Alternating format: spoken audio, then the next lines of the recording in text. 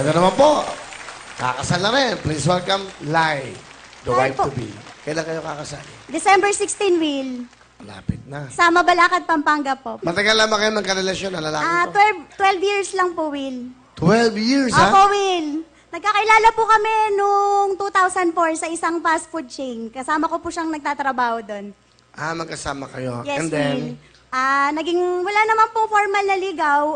Naging magkaibigan, Will, tapos nagka-developan. Pagising ko na lang isang araw, mahal ko na siya. bakit 12 years? Umabot ng 12 years. Kasi Will, ayaw po sa kanya ng mga magulang ko. So, talagang dumaan po kami sa butas ng karayom. Kumbaga parang ako po si Juliet. Wow. Sino naman siya? Romeo? Sige, pakilala mo ng Romeo mo. Ito na. Will, pinapakilala ko po ang aking gwapong-gwapong mapapangasawa, si Red po. Hi, Will! Magandang hapon po sa inyo, Kuya Will. Fred, ano gusto mo sabihin sa babaeng pakakasama mo? Be, gusto kong magpasalamat sa'yo na kahit walang-wala ako noon, sinuportahan mo pa rin talaga ako sa pag-aaral ko, sa mga lahat ng gagawin ko sa mga bagay. Nandiyan ka, hindi mo binitawan yung pagmamahalan natin na umabot tayo sa 12 years. At eto, nandito na tayo. Wala akong masabi sa'yo kundi pasasalamat, pagsasalamat sa pagmamahal, sa sakripisyo na binigay mo para sa akin. Mahal na mahal kita.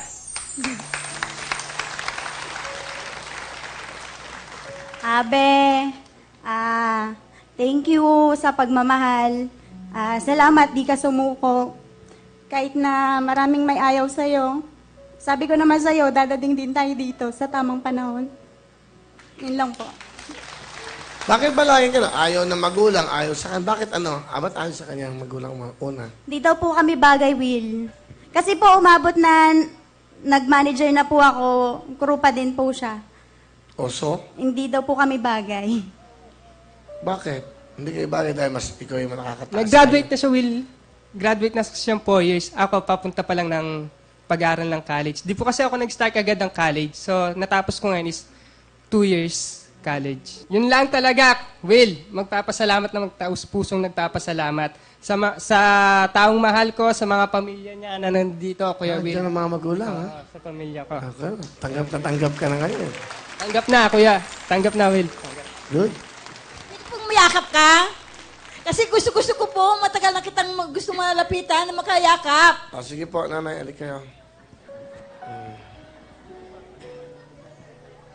Anong appeal ko pa mga nanay? Nanay, alik po kayo. Salamat, nakarating po ako dito. Salamat po. Yung jacket. Kakasal na yung anak nyo, ayan, oh. Kaisa-isang anak lang po namin kasi Kakaisa-isa lang. Kaya iniingatan po namin. Kasi siyempre, mas maganda naman po talaga na may natapos kasi habang buhay. Pag wala po kami sa mundo, di may magandang kinabukasan po ko siya. Kaya hindi naman kami nang istrikto sa paghahanap ng boyfriend niya. Oh, Kaya labing. yun, iningatan lang po talaga. Iningatan lang. Ngayon po, tinatanggap na po namin. Ano gusto nyo sabihin kay Red? Ayan po, ito. Sabihin natin. Ali po kayo. Ayan. Okay lang. Red, pasensya na kasi talagang iniingatan namin yung anak namin. Kaisa-isa lang kasi siya. Kaya kung sakali matuloy na rin yung kasalin nyo, ingatan mo siya at huwag mo siyang pabayaan at huwag mong gagawin ng anumang ginagawa ng mga ibang tao dyan. Nanumbat pa. Ano gusto mo? Ay, si tatay. Ayan. Ano gusto mong sabihin? Tatay, kayo, alik po kayo. Ayan pala, ayan. Paano gusto? Ayan, maganda yan.